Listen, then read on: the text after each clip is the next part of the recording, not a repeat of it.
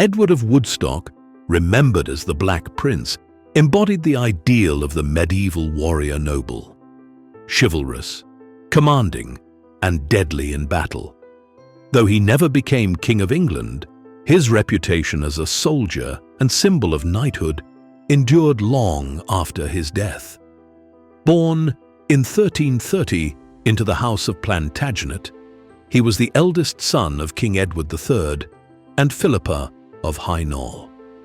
As heir apparent, Edward was expected not only to inherit the throne, but to defend and expand England's power through war. Forged in the fires of the 100 Years' War, he was admired for his victories, feared for his severity, and remembered for a legacy shaped by both honor and violence. Edward's childhood unfolded during a time of renewed English ambition. In 1337, Edward III asserted his claim to the French crown, igniting what became the 100 Years' War. From an early age, Edward was immersed in the ideals of chivalric kingship, loyalty, piety, honor, and above all, military excellence. His education included languages, Latin, theology, and heraldry, but his most demanding training was martial. At just 7 years old, he was created Earl of Chester, and a year later named Prince of Wales. These titles were more than ceremonial. They reflected his father's intention to prepare him not merely as an heir, but as a commander. Edward's first true test came at the Battle of Crécy in 1346. At only 16, he was entrusted with command of the English vanguard during one of the war's most decisive encounters. The English army, numbering around 12,000, faced a French force possibly twice its size under King Philip VI. Edward fought at the heart of the battle, directing longbowmen, infantry, and dismounted knights. When his position came under heavy pressure, a request for reinforcements reached his father.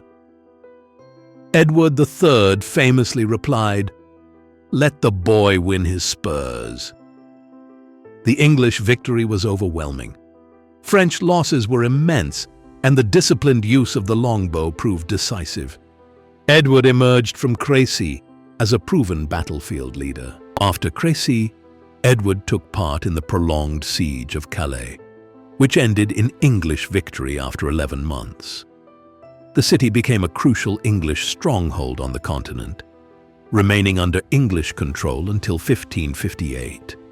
In 1348, Edward III founded the Order of the Garter, a chivalric brotherhood inspired by Arthurian ideals. Edward of Woodstock was named its first knight. These honors were not merely symbolic. They reinforced a carefully crafted image of the prince as the living embodiment of knightly virtue. Edward's greatest victory came in 1356 during a campaign deep inside France. Commanding a force of roughly 6,000 men, he was confronted by a much larger French army led by King John II. Cut off and heavily outnumbered, Edward chose to stand and fight. He positioned his archers on favorable ground, exploited the terrain, and deployed his knights on foot. After hours of brutal combat, English archers shattered the French cavalry, and the French army collapsed. Most astonishingly, King John II and his young son Philip were captured. The king was taken to London and held in honorable captivity for 4 years. His eventual ransom, 3 million crowns, was immense, and the Treaty of Bretigny in 1360 secured major territorial gains for England. Edward's courteous treatment of the captured king enhanced his reputation as the ideal chivalric commander. In 1362, Edward was granted the Principality of Aquitaine and established his court at Bordeaux. Here, he attempted to shift from soldier to governor. The transition proved difficult. Local politics were deeply divided. and the Gascon nobility resisted taxation. Edward's authority weakened, and unrest spread.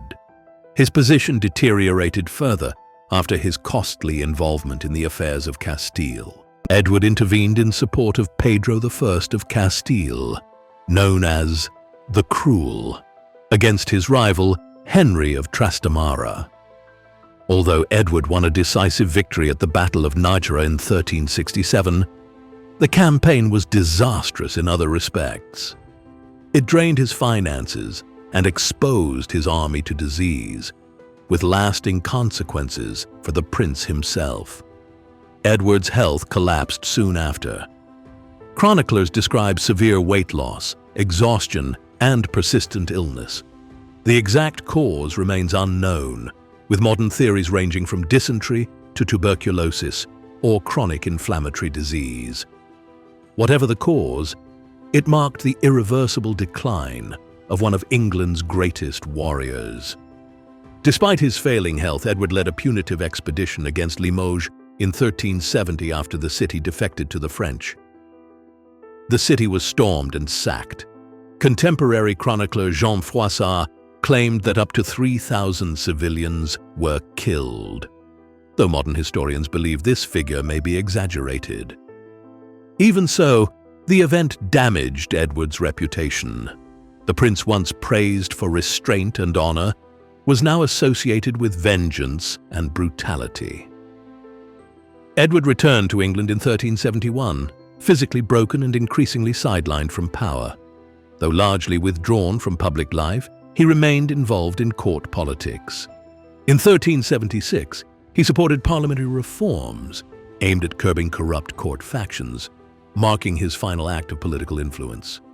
Edward of Woodstock died on June 8, 1376, at the age of 45, predeceasing his father by 1 year. His death left the crown to his 10-year-old son, who would reign as Richard II.